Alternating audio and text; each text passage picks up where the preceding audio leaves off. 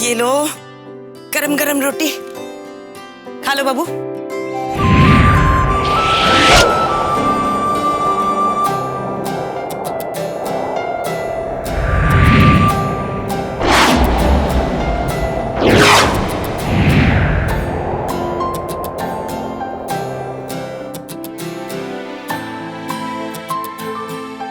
लीना, तुम्हारे बेटे के शक्ल पर 12 बजे हुए ना? हाँ सही कहा आपने, लेकिन आपको कैसे पता चला? खामोशी की जुबान से। इसे सुनना हर किसी के बस की बात नहीं है। हाँ।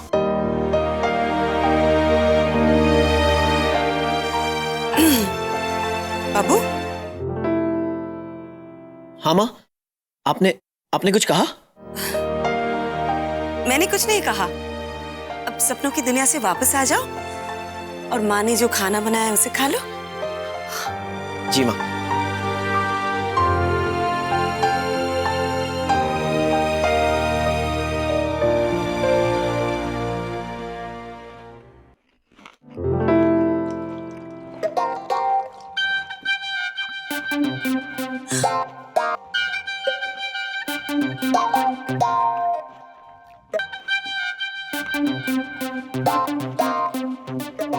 लीना, पहले शुरू नहीं कर रहा था, अब रुक नहीं रहा ना? एक ही सांस में खाए जा रहे, खाए जा रहे, खाए जा रहे।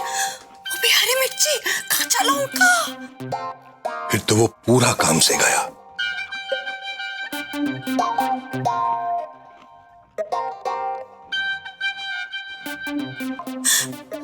सत्या, सत्या रुको। क्या कर रहे तू? क्या हुआ माँ? आप ही ने तो बोला खाना खाने को। खाना खा रहा हूँ। मैंने खाना खाने के लिए कहा था। ये हरी मिर्ची, कच्चा लौंगा। तू हरी मिर्ची खा रहे बाबू? हाँ, पानी पी ले, पानी पी ले। तू तीखा नहीं खाता है। तू ठीक तो है ना बाबू? क्या हो गया तुझे? I'm fine माँ, I'm fine। ठीक है ना? मैं आता हूँ। अरे कहाँ जा रहे? खाना खा ले बाबू। कुछ प्रॉब्लम है तो बता मुझे सत्या। सब ठीक है माँ। सत्या सुन तो। अरे देखिए तो क्या हो गया ऐसे? अब आप क्यों हंस रहे? जब भूख ना लगे प्यास, जब मिर्च में मिलने लगे रसगुल्ला की मिठास, समझ जाओ है कोई दिल में खास। प्यार हो गया तुम्हारे लाडले को लीना,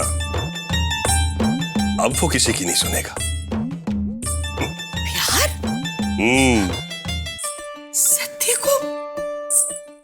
सत्य को प्यार हो गया? हाँ बाबा, रुको, मेरे पास एक आइडिया है। दाड़ा।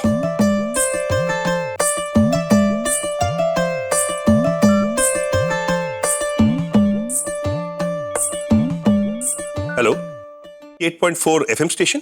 लीजिए, ये रहा हमारा अगला गाना।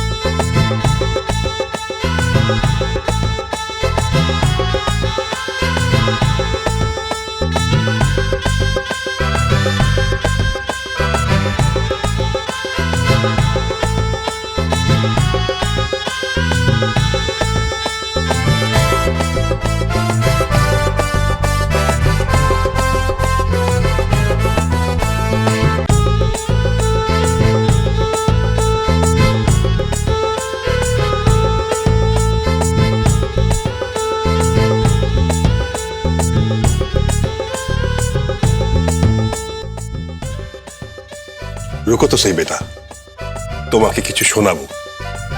की बाबा? इस गाने की फरमाइश की थी कोलकाता से आशीष रॉय चौधरी ने अपने बेटे सत्यवान रॉय चौधरी के लिए, और ये रहा उनका दिया हुआ मैसेज। मैं हूं आशीष रॉय चौधरी। ये मैसेज मेरे बेटे सत्यवान रॉय चौधरी के लिए और उस प्यारी सी लड़की जिससे मेरे बेटे को प्यार हो गया है। और अगर वो लड़की मेरी आवाज सुन सकती है तो मैं उसे बता दूं कि कभी तीखा ना खाने वाला मेरा बेटा पूरी की पूरी हरी मिर्च खाने लगा है। बिना कोई कश्ती के, बिना कोई लाइफ जैकेट के वो प्यार के समुंदर में गोते लगाने लगा है। सारा सारा दिन तुम्हारे ही ख्यालों में खोया रहता है। But let me tell you, मैं अपने बेटे को ऐसी हालत में नहीं देख सकता हूं। इसलिए आगे बढ़ो, उसे अपना बना लो और खुद भी उसकी हो जाओ। बाकी हमारा आशीर्वाद तो हमेशा तुम दोनों के साथ है। बाबा thank you so much, you are the best. बात जब दिल की हो ना बेटा, तब दूरी और देरी दोनों ही अच्छी नहीं होती। Love you.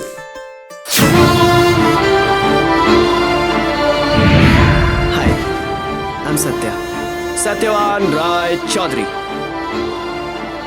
आपका नाम बहुत अच्छा है। मुझे ऐसा लगता है जैसे किस्मत हमें बार बार एक दूसरे से मिलाने की कोशिश कर रही है।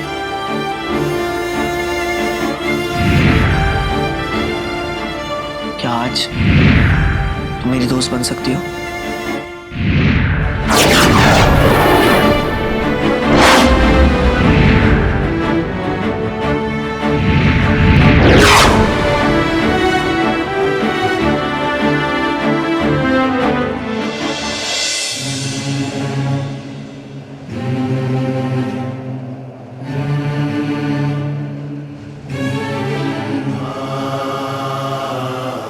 इस मायावी किताब में क्या ढूंढने की चेष्टा कर रहे हो अरिष्ट नेमी? आप तो जानते ही हैं, ये कोई साधारण मायावी रहस्य नहीं है श्रेष्ठ। एक पूरा युग समाया है इस मायावी रहस्य में। इसकी स्याही गवाह है सैकड़ों हजारों मासूमों के खून की, जो बहाया था राहु काल ने 1000 वर्ष पूर्व। जब इस मायावी रहस्य की रचना हुई थी, उस समय पूरा चंपानगर राहु काल के अत्याचार से आतंकित था। मुझे आज भी याद है वो दिन जब पूरे चंपानगर की प्रजा को त्रस्त कर राहु काल के कदम बढ़ रहे थे राजमहल की ओर, राजकुमारी दमयंती की ओर। और सेनापति वीर भी इस बात से बहुत चिंतित थे।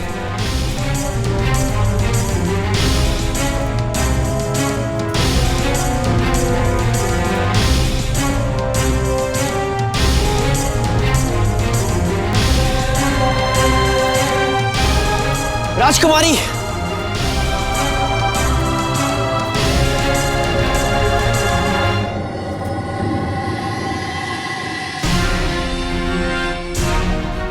सैनिक,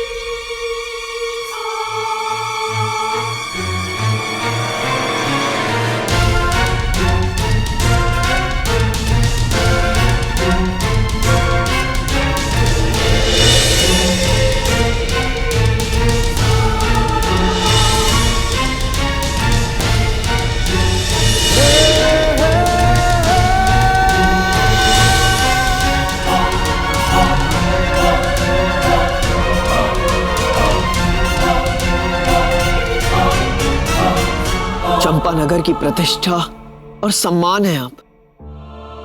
इस राज्य के हर एक इंसान की प्रेरणा है आप, जिसे देखकर लोग बहादुरी की मिसालें दिया करते हैं। आज उस राजकुमारी दमयंती की आंखों में आंसू,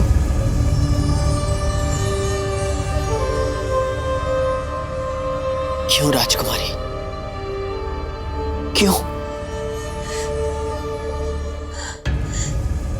हमारे ये आंसू उन बेगुनाहों के लिए है जो हमारे कारण उस राहु काल के आतंक का शिकार बने हैं। एक ऐसी राजकुमारी के हैं जो सब कुछ देखते हुए भी अपनी प्रजा की रक्षा नहीं कर पाई।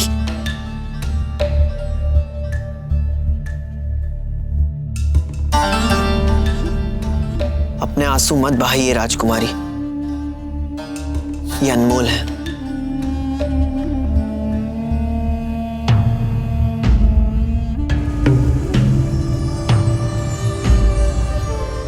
राजकुमारी, राजपुरोहित के सूत्रों के अनुसार बाबा अरिष्टनेमी हिमकंदराओं में पधार चुके हैं। सच सैनिक, तो हम किस बात की प्रतीक्षा कर रहे हैं? आप अभी इसी क्षण बाबा के पास जाइए और उस राहु काल के अंत का उपाय ढूंढ कर लाइए। राजकुमारी, अगर आप आज्ञा दें तो हम यहां रुककर राहु काल को रोकेंगे और आप बाबा अरिष्टनेमी से उपाय लेकर आइए। नहीं सैनिक, हम ऐसा नहीं कर सकते। अगर इस वक्त हम चंपानगर छोड़ के गए तो हमारी प्रजा हमें कायर और बुज़दिल मान लेगी। और अगर इस वक्त मैंने आपको अकेला छोड़ दिया तो मुझ पर क्या बीतेगी, इसके बारे में सोचा है आपने?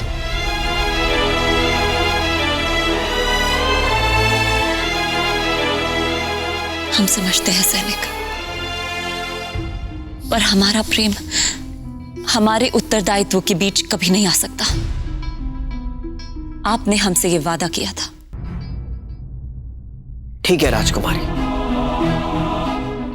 हमें जाने की आज्ञा दीजिए।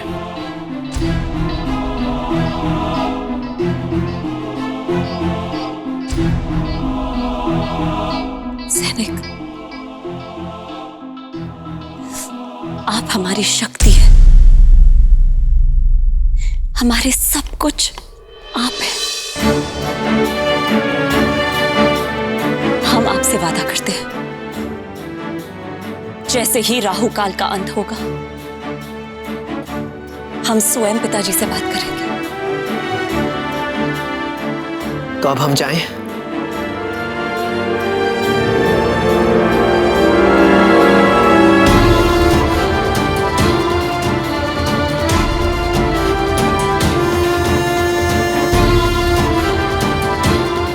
अलविदा सैनिक, हम आपकी प्रतीक्षा करेंगे।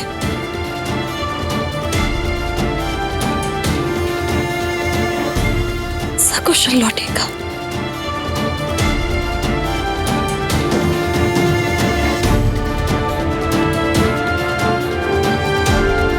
राजकुमारी और सेनापति वीर ये नहीं जानते थे कि इस तरह ये उनकी आखिरी मुलाकात थी।